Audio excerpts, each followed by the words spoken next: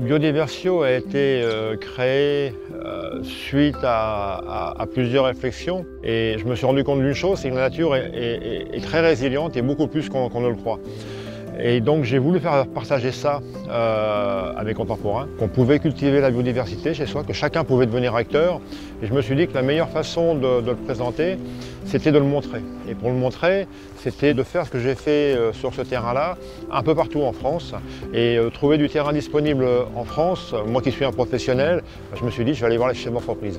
Parce que les chefs d'entreprise, généralement, sont des fonciers industriels. Et une partie de ce foncier-là n'est pas utilisé pour l'activité d'entreprise. On passe une convention, si vous voulez, avec nos partenaires. Une entreprise, par exemple, c'est des conventions à minimum de 3 ans. On va intervenir sur leur foncier, donc en fonction de ce qu'il y a et de l'environnement, on va proposer différentes solutions. On est en train de mettre en place un programme de formation à la biodiversité et montrer aux salariés ce qu'est la biodiversité in situ. Tout endroit, même sur 1 mètre carré, on peut trouver des choses. Toujours aux salariés, leur donner les moyens d'être acteurs. On va construire des modules de sciences participative. C'est pour que les gens s'aperçoivent de la vie qu'il y a sur leur foncier. Et les gens vont s'apercevoir, ah bah tiens, il y a un renard qui est passé cette nuit, il y a un hérisson, il y a une chouette, alors qu'ils ne le voyaient pas avant. On va se mettre en convention avec les associations de nature locales pour qu'elles prennent contact avec les entreprises pour les aider. Une des spécificités de Biodiversio en termes de sciences participatives, c'est ce que j'appelle des poteaux coiffés. Il n'y avait pas d'arbres autour de moi.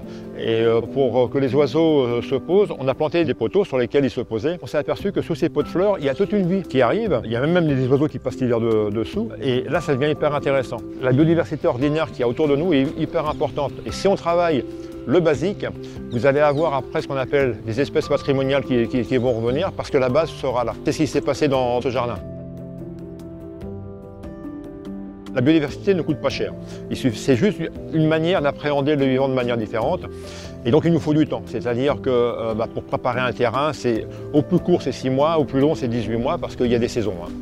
Le retour que l'on a, c'est la demande. C'est d'une part une demande de formation de la part des salariés, des professionnels, et c'est d'autre part l'association, on a été obligé de se structurer parce qu'on ne pouvait pas faire face à la demande.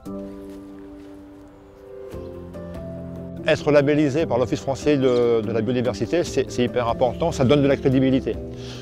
Donc ça nous permet d'aller plus vite. En tant que partenaire engagé pour la nature, on va proposer la même chose aux entreprises. Parce que ce sont des entreprises qui sont motivées, donc on va les aider à elles-mêmes devenir entreprises engagées pour la nature. Et avec les collectivités, territoires engagés pour la nature. Ce que la nature fera en 10 ans, si on se débrouille bien derrière, on va avoir le même résultat en 3 ou 4 ans. Donc c'est ça, on fait de la biodiversité augmentée.